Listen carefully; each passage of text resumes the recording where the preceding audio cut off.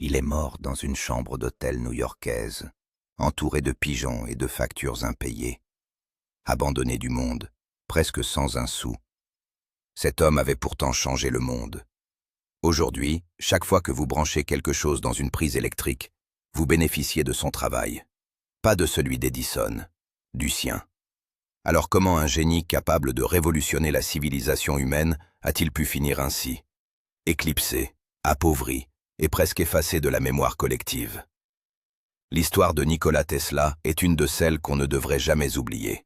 Tout commence en 1856, dans un petit village de l'Empire austro-hongrois, dans ce qui est aujourd'hui la Serbie. Nikola Tesla naît lors d'un orage. Coïncidence troublante pour un homme qui passera sa vie entière à apprivoiser la foudre. Dès son jeune âge, son cerveau fonctionne différemment.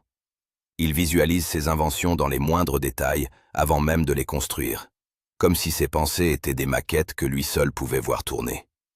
Cette capacité hors du commun l'amène rapidement à se passionner pour l'électricité, cette force mystérieuse que le monde scientifique commence à peine à comprendre.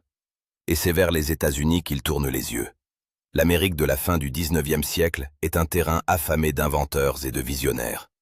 Quand Tesla débarque à New York en 1884, il a 28 ans, quelques cents en poche, et une idée qui pourrait tout changer. Il y a à cette époque un homme qui domine déjà le monde de l'électricité. Un homme célèbre, puissant, adulé. Thomas Edison.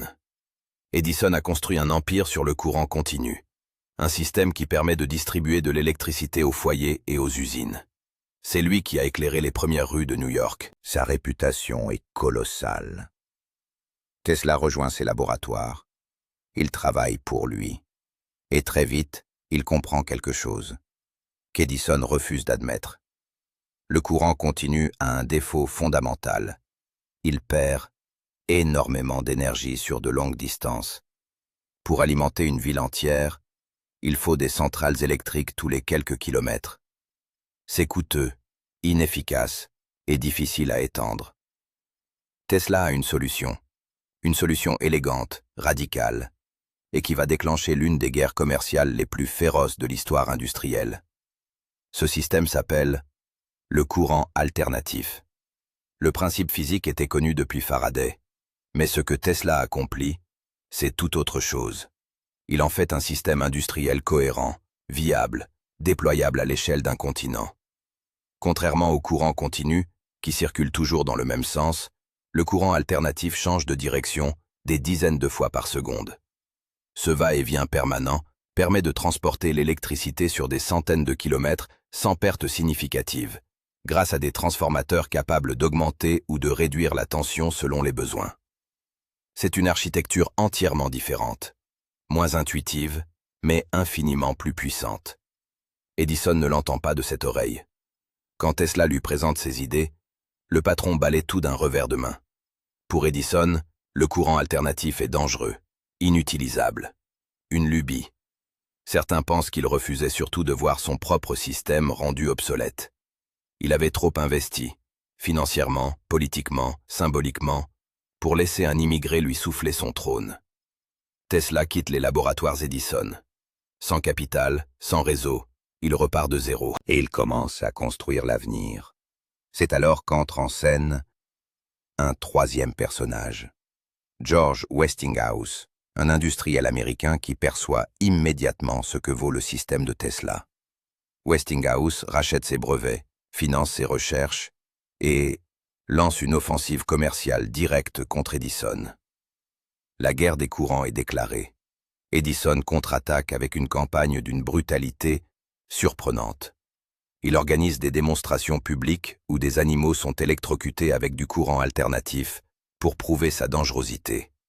Il fait même pression pour que la première chaise électrique, qui vient d'être inventée, utilise du courant alternatif.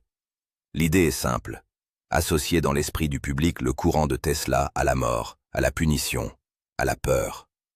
Mais la science, elle, ne ment pas. En 1893, l'exposition universelle de Chicago est illuminée grâce au système de Tesla et Westinghouse. Des centaines de milliers de visiteurs découvrent pour la première fois ce que signifie une ville entièrement baignée de lumière électrique. C'est un choc visuel, un moment historique. Et c'est le courant alternatif qui l'a rendu possible.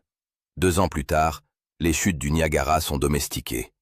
Une centrale hydroélectrique utilisant le système de Tesla commence à envoyer de l'électricité jusqu'à Buffalo, à 40 km de là.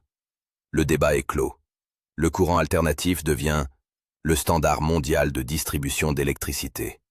Il l'est toujours aujourd'hui. Mais la victoire technique de Tesla ne se traduit pas en victoire personnelle. C'est là que l'histoire prend une tournure amère. Tesla accumule les brevets. Il travaille sur les moteurs à induction, sur la transmission sans fil, sur des domaines où d'autres chercheurs, Hertz, Lodge, Marconi, s'aventurent également. La question de savoir à qui revient la paternité de certaines de ces avancées, notamment en matière de radio, reste débattue par les historiens. Ce qui est certain, c'est que Tesla fut parmi les esprits les plus actifs et les plus audacieux de cette époque de découverte. Son esprit ne s'arrête jamais. Pourtant, au fil des années, les financements se tarissent. Les investisseurs cherchent des retours rapides. Tesla, lui, pense à long terme. Trop long terme pour des hommes d'affaires pressés. Ses projets les plus ambitieux restent inachevés. Les dettes s'accumulent. Et la gloire, peu à peu, se déplace vers d'autres noms. Edison devient une légende nationale. Tesla devient une note de bas de page. En 1943, à l'âge de 86 ans, Nikola Tesla s'éteint dans sa chambre du New Yorker Hotel. Ces dernières années, il les avait passées à nourrir les pigeons de Bryant Park, à parler d'inventions que plus personne ne prenait la peine d'écouter. Celui qui avait imaginé un monde connecté par l'énergie sans fil était devenu invisible. Aujourd'hui, les historiens des sciences le reconnaissent comme un pionnier fondamental de l'ingénierie électrique moderne. Ses travaux sur le courant alternatif, ses recherches pionnières sur la transmission sans fil, ses réflexions sur les moteurs à induction, tout cela irrigue silencieusement notre quotidien, dans chaque foyer, dans chaque usine, dans chaque ville du monde. Mais cette reconnaissance tardive soulève une question qui ne nous quitte pas facilement. Combien d'esprits comme le sien sont tombés dans l'oubli? Écrasés non par leur manque de talent, mais par le manque de reconnaissance de ceux qui avaient le pouvoir de décider ce qui méritait d'être retenu. L'histoire retient les noms des vainqueurs, rarement ceux qui ont posé les fondations sur lesquelles les vainqueurs ont bâti. Nikola Tesla a changé le monde. Le monde a mis presque un siècle à s'en souvenir.